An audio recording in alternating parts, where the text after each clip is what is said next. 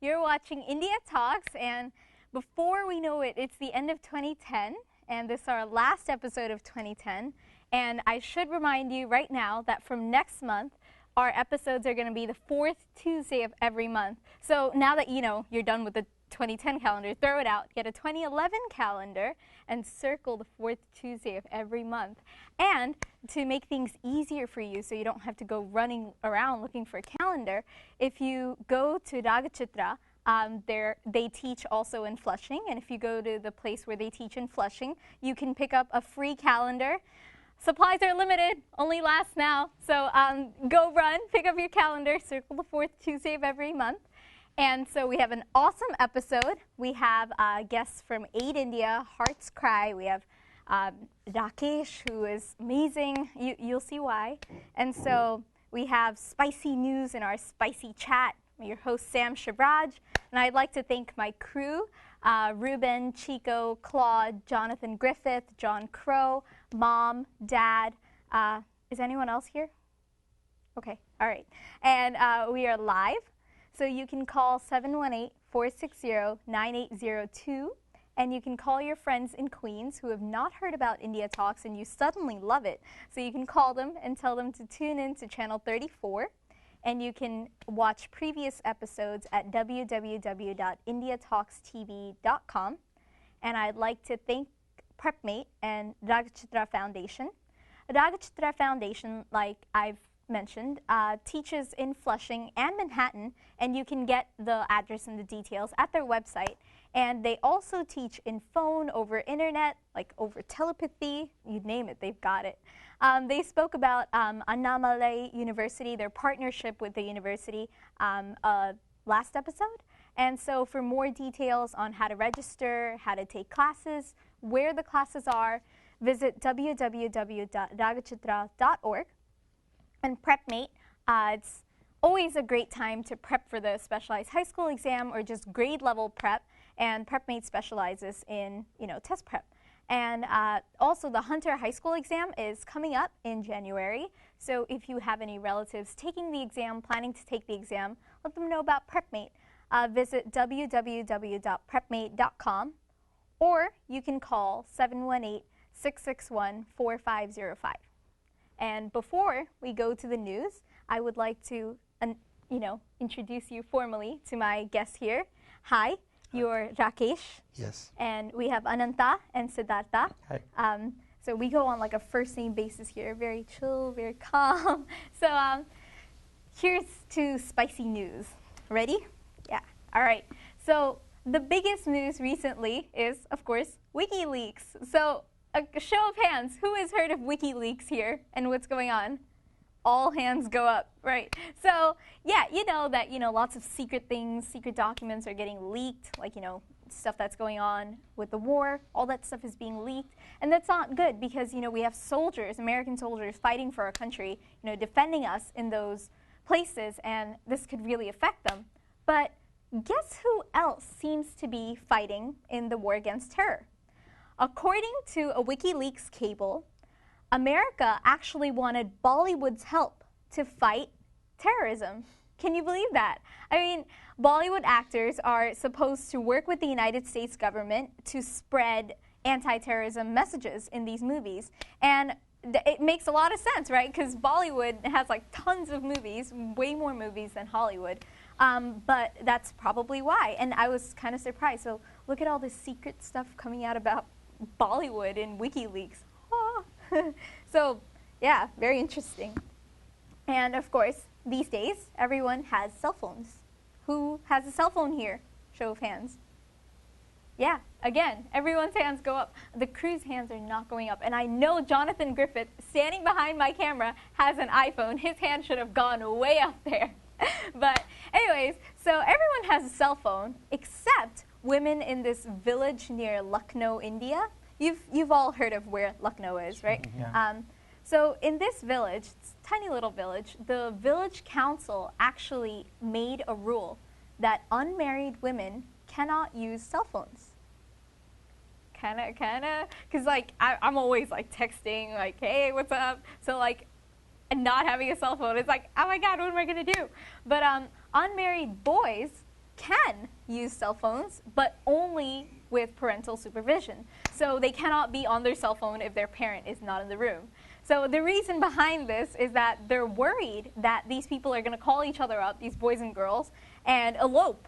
And that's like a big deal. So now they've actually imposed like this ban that unmarried women cannot use cell phones there. I mean, what do you think of that? I just want to throw it to you. What do you think? I haven't heard of it. You haven't heard of it? No. Yeah, no, but is that kind of outlandish? It surely is, but I doubt very much if it's true. It is true. It was on Yahoo News. Oh. Is that a credible source? I would not say so. Okay, we have a un-Yahoo News person here. India today is very much evolved, even in the villages and everything. I don't think it's... Not credible. Oh, do we have a phone call? Okay. So now it's time to introduce our very famous mystery box. So the question today is this Indian snack. This is an Indian snack made by 500 fathers. 500 fathers make this Indian snack. What is it? 500 fathers make this Indian snack. So my guests have some time to think about it. I'm not going to ask you right now. You know, you need time to sit on it, ponder on it. And my callers, you can call 718-460-9802 to guess. And everyone who is guessing can ask me a yes or no question. I will answer it, maybe, if I'm in the mood. But hey, I play fair. Don't worry about it. I will answer it, and this is going to be slightly a difficult, challenging thing, but thought-provoking, huh? Yeah? Yes. Yeah, thinking about it. I can see like the wheels turning. Everyone's like, what is this? So while you guys think about it, on to more spicy news. This year's Macy's Thanksgiving Day Parade was very interesting, very like landmark for us because they actually had the first Indian presentation at the 84th Annual Thanksgiving Day Parade. Arya Dance Academy. We actually had dancers from Arya Dance Academy on our second or third episode, and I think even on our first episode. And they actually got to present a Bollywood number at the Thanksgiving Day Parade. So big round of applause for them. Yes, certainly. We are going to take over the world. Yes, go Indian people. And another like go Indian people moment, Food Network channel had something called the Next Food Network Star, and I love the Food Network channel. I can't cook for the life of me, but I sit there watching it like, I can do that. It looks easy. But anyways, I was watching Food Network channel, and they had a show called the Next Food Network Star. And the winner of the Next Food Network Star challenge is of Indian origin. Her name is Aarti Sequeira. And she now has her own show, cooking show, on the Food Network channel called Aarti Party. So she, teaches everybody how to incorporate Indian elements to food. And so I think she deserves a big round of applause. Indian food is so yummy. And on that line, I have with me Dr. Rakesh. How are you doing tonight? Very good, thank you. Very nice having you here. So I know that you teach about vegetarian food, vegetarian living. So how do you exactly promote these ideals? Well, the whole thing about our organization, which I started, which I'm the founder and chairman of this non-profit organization called Ishwar. Ishwar means God, where we have a lot of holistic and spiritual services, but basically the emphasis is on the Indian culture, in the ancient Indian civilization, and the Vedic sciences. My main objective is to re-establish the Vedas and the Vedic sciences, which included many things: Ayurveda, the science of life, which is herbal medicines. Then, of course, vegetarianism. The food itself is a very important part of the Indian culture, and like you just said, you love Indian food. Who doesn't? Yeah, I mean, who doesn't? Yes. And of course, the other concepts of meditation and yoga and spiritual counseling and Jyotisham, a lot of other things together with it. And more and more people in the world now are recognizing and realizing the importance and the great things that this Indian culture has to offer. And I tell people that, it's common knowledge that in our ancient scriptures it was written we human beings are supposed to be vegetarian. we are Amen to herbivores. that. We don't have those canine teeth like those animals have. You know, meat-eating animals. We don't have incisors. Yes, and I tell people that the strongest animals on earth, you see elephants, horses, cows, giraffes, rhinoceros, they're all grass eaters. And we Yeah. humans, we smoke grass. So see where it has taken you. So, We've gone from eating grass to smoking it. Whoa. so the whole thing is about telling people that, look, these are foods of nature. God has provided everything for us humans in nature, so we should not resort to any unnatural food Very or any true. unnatural lifestyle. The next question is then people say, all right, what to What do eat you and, eat? and how do we cook it? Because they pick up raw vegetables and then they probably put some salt and pepper in it, that too very lightly. Oh God, So if I I tell can them, interject for a moment. So yeah, I am vegetarian and very proud of it. And I have friends who, often ask me the same thing, like, you're vegetarian? What do you eat? Dude, there are plenty of things for me to eat. And speaking of plenty of things to eat, there is actually a list that he has compiled of all these vegetarian foods. So delicious. It's like very easy, everyday foods, but very delicious way of keeping the vegetarianism. And actually, my parents and we went to Grand Canyon on a vacation when I was in the 6th grade. And so we were staying, this was the north rim of the Grand Canyon, which is less visited, but it's gorgeous. But anyways, we stayed there for 3 days, 4 nights, something along those lines. And we wanted vegetarian food. And so we went to like this, there was only one restaurant there, and that was like the one right near our cabin. It was like a little cabin shack thing.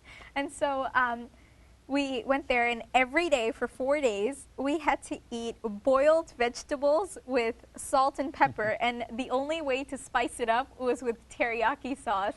Oh my God, those 4 days, we were like, what are we supposed to eat? But that is all we had to eat, and it was very boring. yeah. So yeah, I'm sorry, continue with So your... then, we teach at the Ishwar Center, one of the services that we offer is how to teach healthy and tasty and spicy vegetarian food, because spice is like medicine, a lot of things like jeera and ajwain and all, it has medicinal value. So people know of vegetarian food as just vegetables put out there. Let's say it's like a piece of a cloth. It's a blue color cloth, and then how to weave it together, how to stitch it together, put this beautiful golden and silver thing, it becomes a beautiful dress. That's what Absolutely. Indian vegetarian food is about. Oh, I love that analogy. Big round of applause.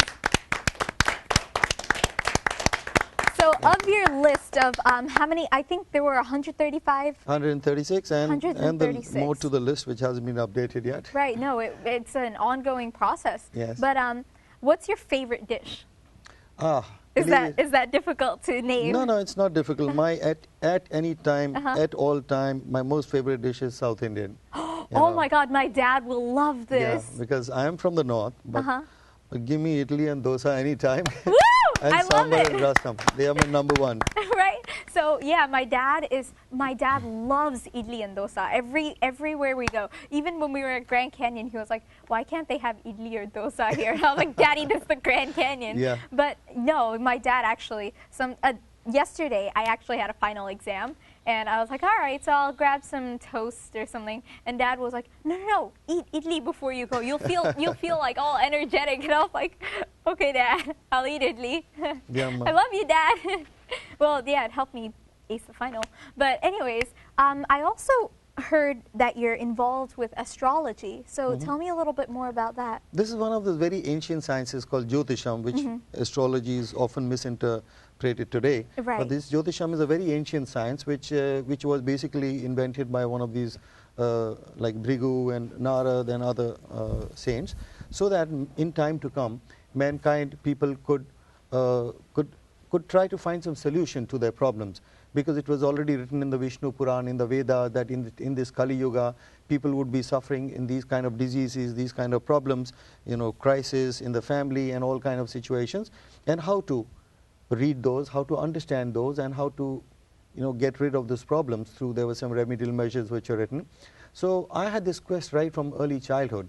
I could see people suffering, and there was a spiritual explanation, it is your karma and law of karma. But that wasn't enough for me just to know it is, I don't know what we did in our previous birth. So I had a great intense quest, inside my mind to know the unknown. There has to be something more to it. And that's why I started my research into all these occult sciences, into the Vedic sciences and spiritual sciences. And so I came across a lot of my own findings, which I found to be true. And of course, the ultimate was the Nari Jyotisham, which is written by thousands and maybe thousands of years ago by saints, that's amazing. many ages, and it seems it's written on palm leaves. There were no paper those days. And it exists in South India even today in a village called Vedeshwaran. You've heard of this? Yes. Yeah. Oh, that's So if I've you- never heard of this, and it's like so Yeah, so enlightening. if you find your leaf there, if your leaf is found, so your name, your father's name, your mother's name, how many brothers, sisters, your date of birth, amazing. where you live, what education, everything is just simply written on the palm leaf, which is the most amazing thing. So I've also heard that you predicted President Obama's win. yes. So we were talking about this earlier. So do you think President Obama is playing his cards well right now? Well, I think he's, of course, he's against the tide. Where he took over, no man in the world could face the challenge. Yeah, big So round of applause. Absolutely, he needs some support. He needs support. He's doing a good job to the best of his ability. And unfortunately, he's not as far as we know, he's not corrupt. You know, so it's hard to be against the tide with such a big, huge deficit for the country and take it up there. It's not easy. It's easy Absolutely. to criticize, to condemn, but very difficult to play the role yourself. Right. So to learn more about, all this amazing knowledge that you have, how do our viewers contact you? Well, they can see my website, which is ishwarcenter.org, www.ishwarcenter.org. You can get all the information there, all the world prediction that I've been making from the very beginning when George Bush was supposed to win, then against John Kerry, against Al Gore, and the Florida Amazing. recount, this about tsunami, about Katrina, about the huge financial crisis, economic crisis. All these are in my newsletters, predictions which I made months before these things happen. And Wow. and of course, there's a phone number if people want to get in touch. Yes, it's viewers. It is at the bottom of your screen right now, so you can see contact information, the Yes. website. So it's 718-429-1892. But the best thing is to go onto the website where they Absolutely. get complete information. Absolutely. Thank you. We're going to keep you here and talk about more stuff.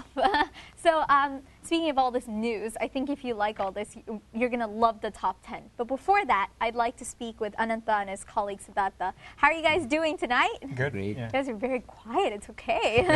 I mean, all right. So you are both involved in Aid India. Yes. So what does Aid India do? Like a brief two-line description of Aid India. Aid India is a non-profit which works in different parts of India. It's an NGO, so there are like 25 chapters in US, so it's mostly US-based volunteers. Very impressive. And they have got projects in education, healthcare, agriculture, and in different parts of India, a lot in South India. And in addition to that, they are also involved in several campaigns, like the Right to Information campaign. And there was this recent BT Brinjal campaign, and there have been campaigns in rehabilitating the displaced people in Chhattisgarh. So that's what Aid India is. It's pretty amazing. So I hear that your most prominent program has something to do with after school. Am I right? Yes, one of the So- offshoots of Aid India is a program called Eureka Child, which is basically education-driven program. And one of the things we want to talk today about is an initiative called Super Kids, an after-school program in the state of Tamil Nadu, which is one of the things we are trying to raise funds and get that going. Right. We have an event in Manhattan on Monday, where we'll have more information and discussions with one of the founders, Mr. Balaji Sampath. So Wow. we welcome everybody to look at the website. And So yeah, viewers, again, you can see all the contact information, everything about the event at the bottom of your screen right now. So yeah. this is a so- program which targets the poorest kids in Tamil Nadu, which average salary for the whole family is about $50 a month. Wow, that's And it is an after-school unthinkable. program which takes care of education. And the most innovative part of the program is the parents, the poor parents, pay half of the teacher's salary. It's about 25 rupees a month, which is about 50 cents.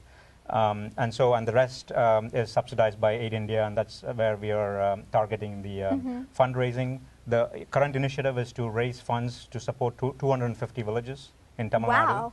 That's Each village is impressive. about 60 children in the schools. And with the innovative part of having the parents pay for it also makes them engaged in the whole program. Right. And so that's the gist of the program. It's all fun-based activities, learning. It's basically Tamil, English, math, science programs for elementary school kids, and they're also assessed how they're doing in the program, and all that is a part of the program. That's amazing. I mean, so how can someone help other than just go to your event? How do they contact you to become a volunteer or something? Yes, that can be. The Aid India chapter has a New York-based chapter. Siddharth and I are part of it, and also the key is we are raising funds for the 250 villages. The EurekaChild.org website has information on the Super Kids program. There is a Super Kids link in the EurekaChild.org, and there are patrons in India and the U.S. who are matching funds until the end of the year. So if they are doing a dollar for dollar match. Oh wow, that's so each great. village it costs about $1,000 a year for sponsoring a village of 60 kids. And right now, if you donate $500, there will be a $500 match. So you could sponsor a village. So we are trying to encourage groups of people. I've been a part of an alumni group which wanted to do something in India, and focused on the Eureka Child. So as a group of alumni, we joined and raised money to sponsor this program. So we are looking at ways where people could do things, and it can all be tax deductible, and through the website EurekaChild.org or the New York website. Very great. You guys are doing a great job, and so big round of applause. We've had Two Cents of Hope before. You remember them from a few episodes ago. And so we're big on this whole like supporting education thing. So it's great to see that you're doing this, and keep up the good work. So now for tonight's highly anticipated top 10, we have the top 10 newsmakers of 2010. So this is all about, who's made the news, all these Indian people. So here we go. Number 10. Suresh Kalmadi. He was the chief of the Commonwealth Games. I've spoken about him before. And not only did he bring shame to India by being so sloppy, he also pocketed millions of rupees of public money. And you know what he did with them? He bought everything from like soap dispensers to air conditioners to sports equipment, and biggest monkey. So he is our top 10 monkey, Suresh Kalmadi. Number 9, Ratan Tata. He introduced a new car called the Nano. It actually made the New York Times the cover of Business Day. Whoop, whoop. So he introduced the Nano, very affordable Indian car. It's only like $1,000. Really cool, right? Number 8, Katrina Kaif. The very beautiful actress. She topped the search charts this year. She was actually like the #1 searched Indian person. And it looks like she will continue to do so with Tees Smart Khan. Anyone seen that movie yet? Is it even out yet? No, No I've one- not seen no it one yet. knows. Yeah. I don't know. Number 7, Sachin Tendulkar. This man has relentlessly been amazing in the field of cricket. 21 years. Big round of applause to him. Any cricket fans? Yeah. Yeah. I saw you like your clap way up there. Number 6, Rahul Gandhi. He is big in politics right now. He was named India's Man of the Year. Like, he's big. Will he be the next prime minister? I think that's a question for you. We'll have to come back to you for that. Number 5, Indra Nui. Who has picked up a can of Pepsi recently? Yeah, all of us. And she is Pepsi's CEO. Yeah. Amazing woman. She has been named by Forbes as the 3rd most powerful woman in the world. Big round of applause to her. It's my idol right there. Number 4, A.R. Rahman. Woo! Love that man because he has been nominated for his 2nd Golden Globe. He is India's golden boy. He's getting it. Woo! I hope he wins. Number 3, Nityananda. Man needs no description. This man, oh my God, he is a big newsmaker. Gosh, look at him. looks so, God, looks like a crook. Gives me the heebie-jeebies. Number 2, Raja. Who's heard of Raja? Mhm. Yeah. Yeah. Oh, yeah. Everyone has. So this telecom minister who left office in shame, without question, Raja is the Shah and Shah of Indian scandals. I mean, this guy, he even made like the New York Times. It was like front page, a little corner of the front page, but front page indeed. India has seen big scandals, but the scale of this whole 2G spectrum scandal was mind-boggling. The Indian government actually lost 17,000 crores in this 2G scam. That's whoa. But the question is, where is the loot? No one knows where all this money is. But woo, scammer. The number one newsmaker of 2010 are the people of India. Big round of applause to us. Woo-hoo! Dear Indian people, this is an ode to you. You are the best in the world, achieving everything from winning the Nobel Prize to winning the Oscars. Forget Suresh Kalmadi, Nityananda, and Raja for the moment. We are still amazing. We win the Oscars, the Nobel Prize. We got it all. You're smart, yet you are humble. This sounds like Miss America. You are strong, yet you love peace. I love Jonathan Griffith's like little action over there. Just to ignore everybody making fun of our thick Indian accent like Metro PCS. Who cares? Hello, I am calling from India, wishing you happy holidays. But all they can imitate is our Indian accent. They can't imitate what we actually do. So go India, go achieve. Woo!